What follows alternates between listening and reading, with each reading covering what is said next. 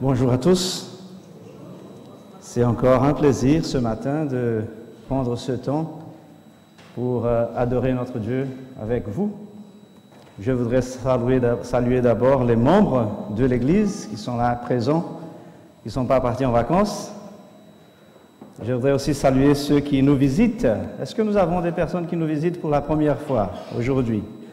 Ah, c'est bien. Bienvenue, bienvenue. C'est un plaisir de vous avoir avec nous et de pouvoir adorer ensemble. Les internautes fidèles à leur poste qui suivent avec nous les programmes de samedi et les enfants, vous êtes très très bienvenus. C'est un plaisir de pouvoir vous avoir avec nous pour adorer Dieu avec les adultes. La dernière semaine, on a parlé, le dernier sabbat qu'on était ici, naturellement il y a 2 semaines, on a parlé de 4... Je suis toujours dans cette voie de qualité que Dieu attend de nous comme membres d'Église. Parce que dans 2 mois, nous aurons encore les élections pour les dirigeants de l'Église pour les 2 années qui viennent.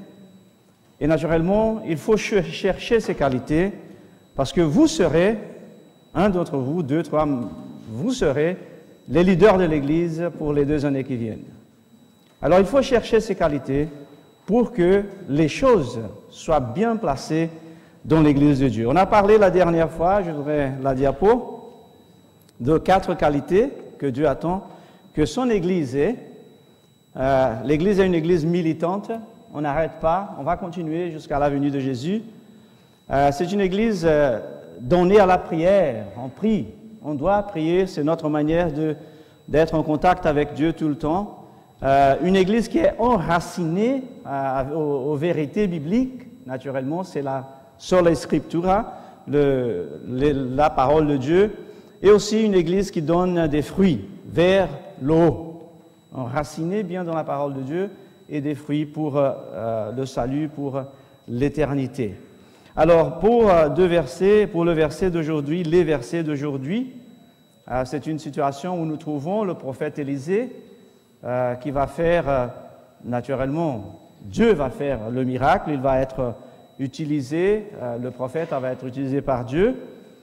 Et là, dans ce verset de Roi, je voudrais avoir 2 éléments et transformer ça en qualité que nous devons avoir comme membres d'Église pour pouvoir continuer notre travail jusqu'à la venue de Jésus.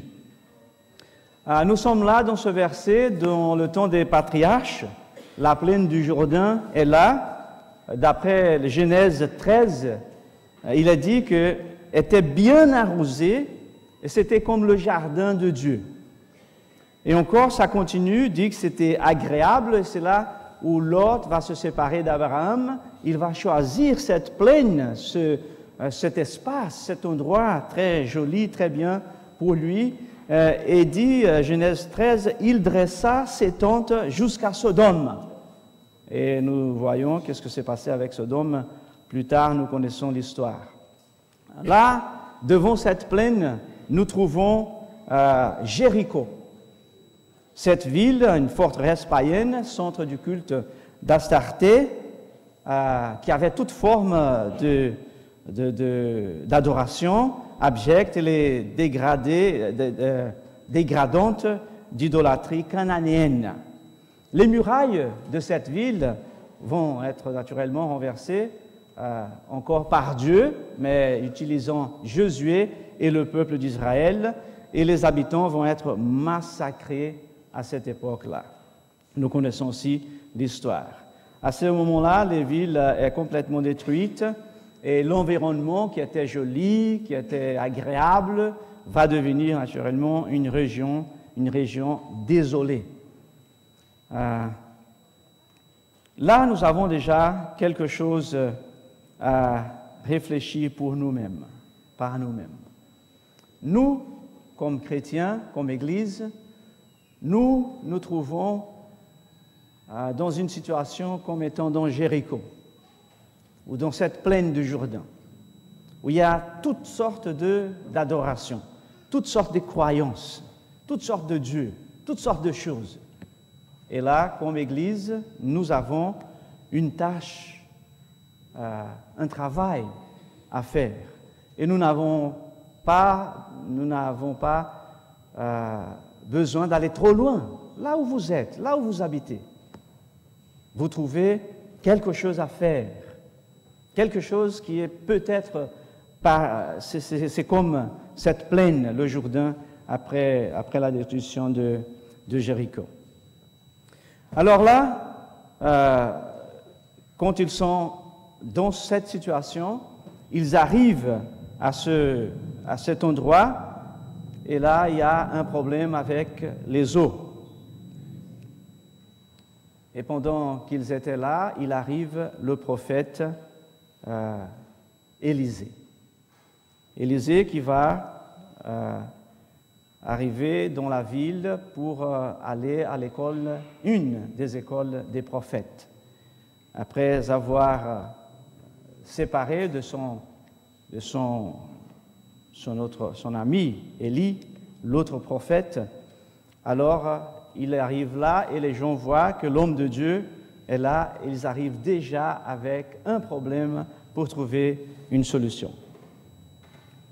Ils arrivent à Élisée, ils disent, voilà verset 19, « Voici, le séjour de la ville est bon, comme le voit mon Seigneur, mais les eaux sont mauvaises et le pays est stérile. » Après les années de destruction précédentes, quand à l'époque l'eau était vivifiante, était pure, mais maintenant elle ne contribue plus pour la ville, c'est mauvaise, on ne peut pas utiliser cette eau.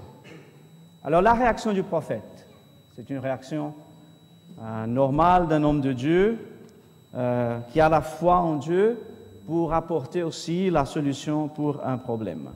Le verset 20 dit « Apportez-moi un plat neuf et mettez-le du ciel, et mettez-y du ciel. » Et ils lui apportèrent, puis il allait vers le lieu d'où sortaient les eaux, la fontaine.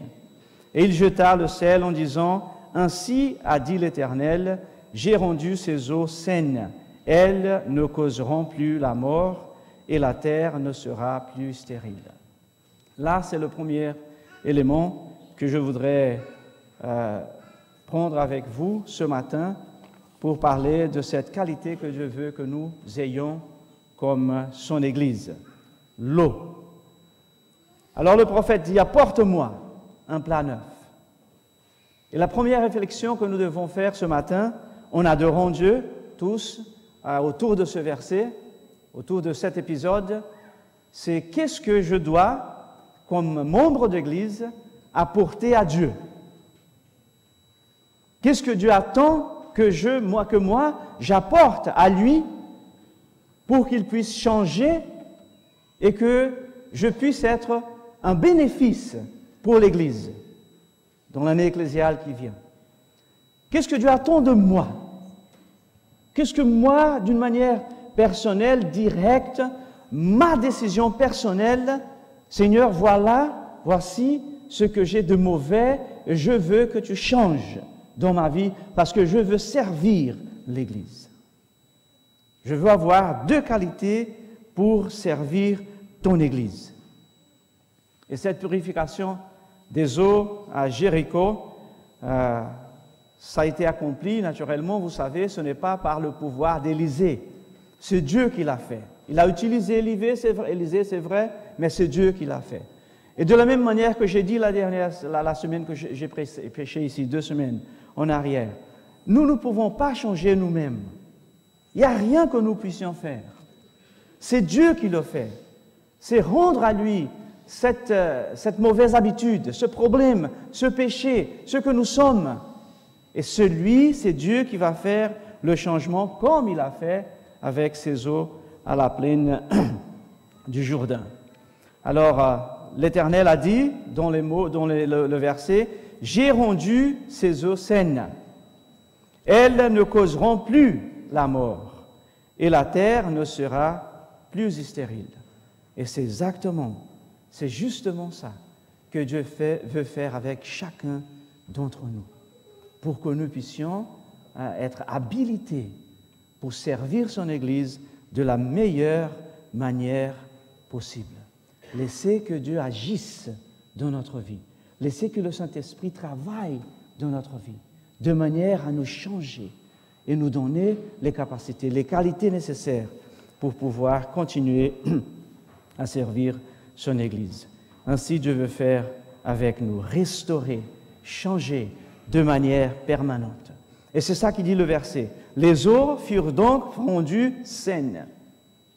Et elles l'ont été jusqu'à ce jour, quand le livre de Rois a été écrit, selon la parole qu'Élisée avait proférée à l'époque.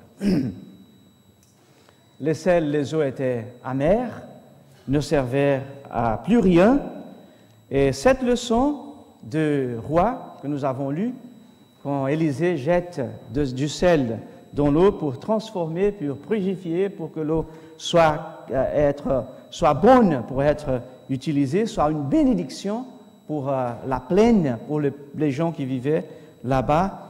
De la même manière, quelques siècles plus tard, Jésus vient et avec ses disciples, il va enseigner la même chose. Alors, si vous m'accompagnez dans Matthieu 5, verset 13. Matthieu 5, verset 13. Jésus est avec ses disciples.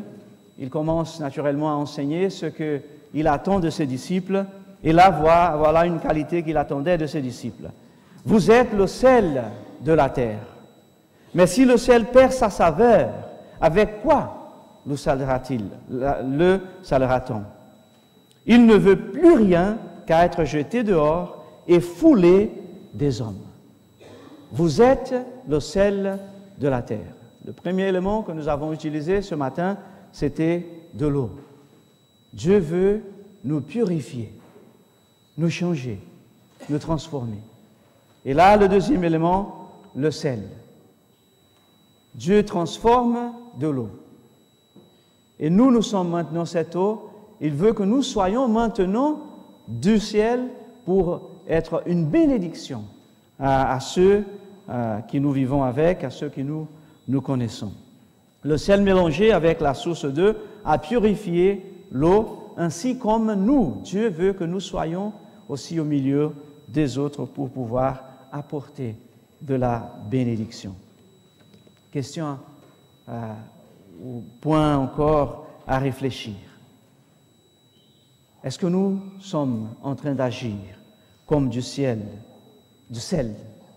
là où nous sommes, dans le monde, dans l'endroit où nous vivons? Est-ce que nous agissons comme un élément de purification, un élément qui donne de la saveur, du goût?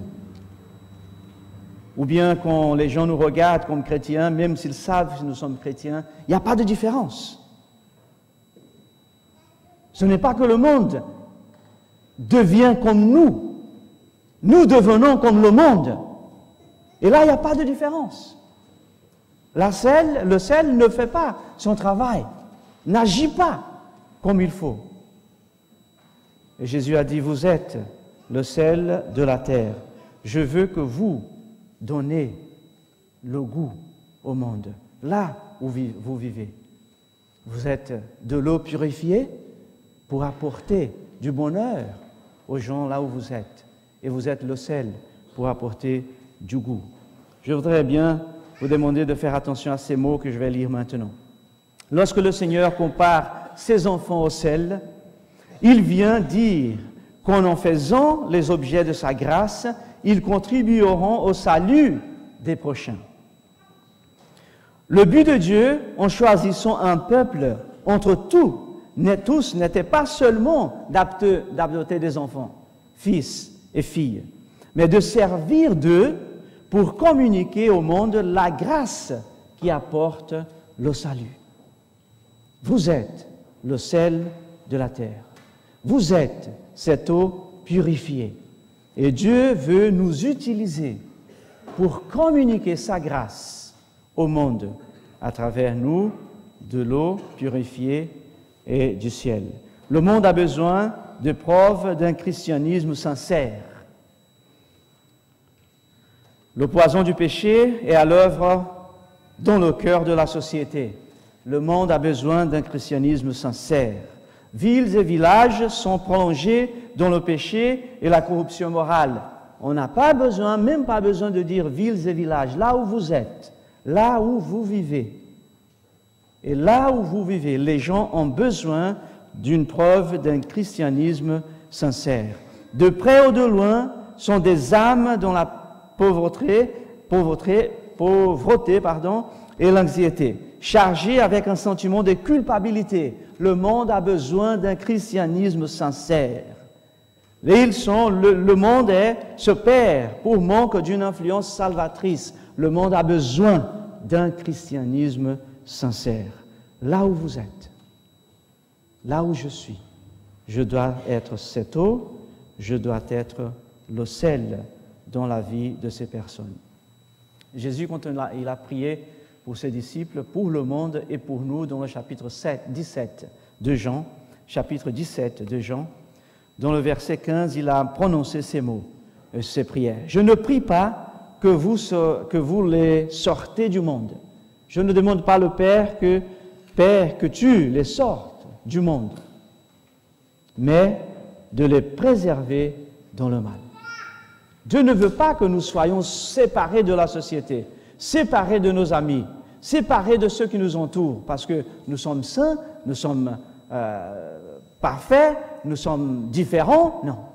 Il veut que nous soyons avec ces gens pour que nous puissions aider et montrer surtout la différence et les valeurs d'une vie différente, d'une vie chrétienne.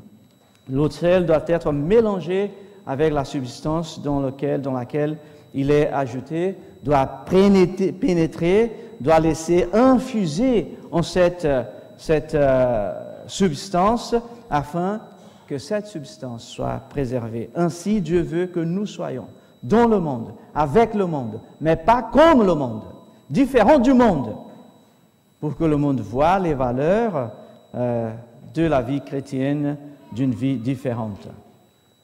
Les gens ne sont pas sauvés en masse. Et j'ai pris cette idée depuis que je suis là.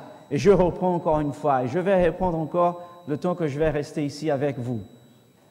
Priez Dieu, non pour vous donner une centaine d'âmes par an. Une. Priez Dieu pour une. Il vous donne l'opportunité d'étudier la Bible avec une personne, d'enseigner la Bible à une personne. Parce que le travail que Dieu veut faire, c'est un travail d'un à un.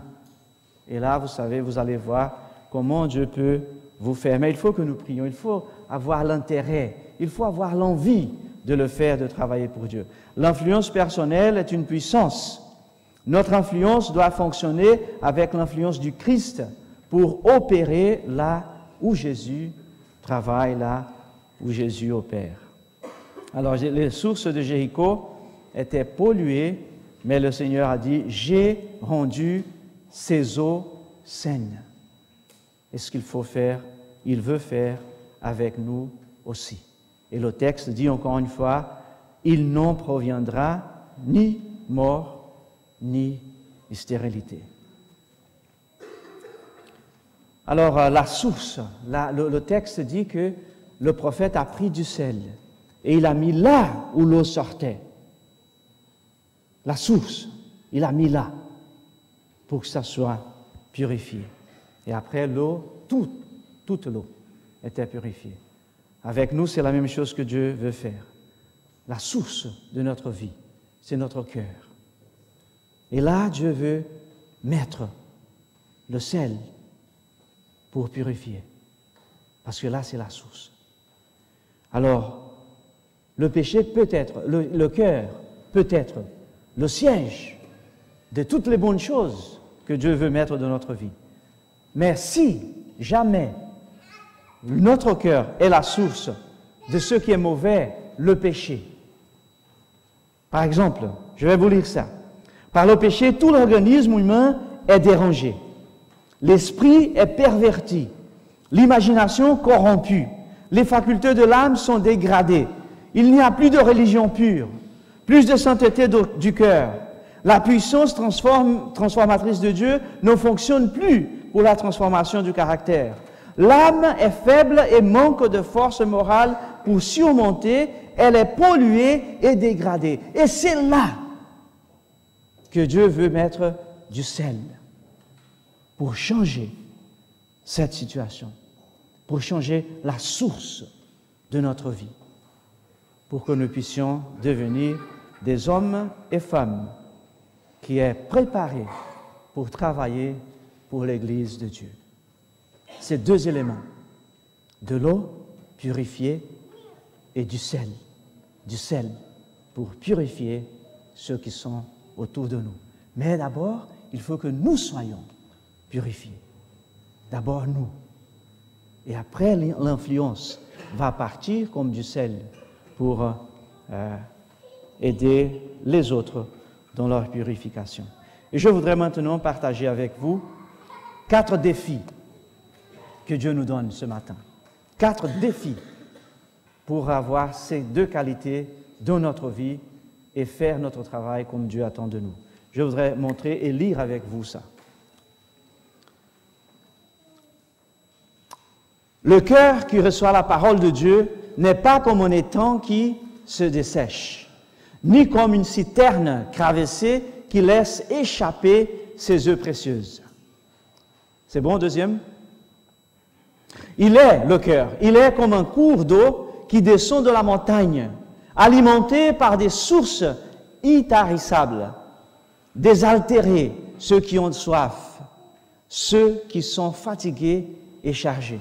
Le défi que Dieu nous lance à chacun de nous ce matin, pour que nous puissions être capables d'être des leaders de l'Église, pour servir l'Église d'après la volonté de Dieu dans les années qui viennent. OK? Voilà, un autre défi. Le cœur est comme un fleuve qui coule sans cesse, s'élargit et approfondit à mesure qu'il avance jusqu'à fertiliser la terre de ses eaux vivifiantes. Défi que Dieu nous lance, que notre vie soit cette eau vivifiante pour aider les gens qui vivent autour de nous, là où nous sommes. Un autre défi. Sur ces rives, l'herbe est d'un vert plus éclatant, les arbres d'un feuillage plus luxuriant, et les fleurs abondent. Quand le soleil brûlant de l'été dessèche et parchemine le sol, une ligne de verdure marque le cours des eaux. Voilà ce que Dieu attend de nous. Voilà ce que Dieu veut de nous, comme membres d'Église, comme leaders d'Église. Un autre défi. Ainsi est-il avec l'enfant de Dieu. La religion du Christ agit comme un principe vivifiant et pénétrant. C'est une force spirituelle, active, réelle. Et le dernier, lorsque le cœur s'ouvre à l'influence divine de la vérité et de l'amour, ce principe s'affirme comme une des ruisseaux du désert, fertilisant les lieux arides et désolés. Voilà ce que Dieu attend de nous. Voilà 4 défis que Dieu nous montre ce matin, que nous cherchions être cette eau purifiée, différente, cette eau qui va donner du plaisir à ceux qui nous entourent, là où nous sommes, ou bien ici à l'Église aussi. Naturellement, d'abord nous, dans notre vie, et après, ici, à l'Église, notre famille, et naturellement, là où nous vivons, à ceux qui, là où nous sommes. Alors, mes frères et sœurs, les 2 éléments que nous utilisons de ces 2 versets, le verset de Rois, de l'eau purifiée et de du sel avec saveur. Ce que Dieu veut, que nous ayons ces 2 qualités de notre vie, pour que nous puissions utiliser ces 2 qualités. D'abord là, à l'Église, pour que l'Église puisse grandir, pour que nous puissions avoir des résultats positifs d'après la volonté de Dieu dans cette Église. Sommes-nous prêts à accepter ces défis? Sommes-nous prêts à accepter, à apporter Dieu notre cœur, notre vie et dire, Seigneur, voilà, je te donne. Tu sais qu'est-ce qu'il y a de mauvais dans moi. Change-moi, change mon cœur. Et je veux être ce sel que tu veux utiliser pour le bonheur de ceux qui m'entourent. Que Dieu nous aide, nous donne de la foi, d'accepter ce défi ou ces défis et que nous puissions devenir des membres d'Église que Dieu veut que nous soyons pour que son Église progresse. Amen.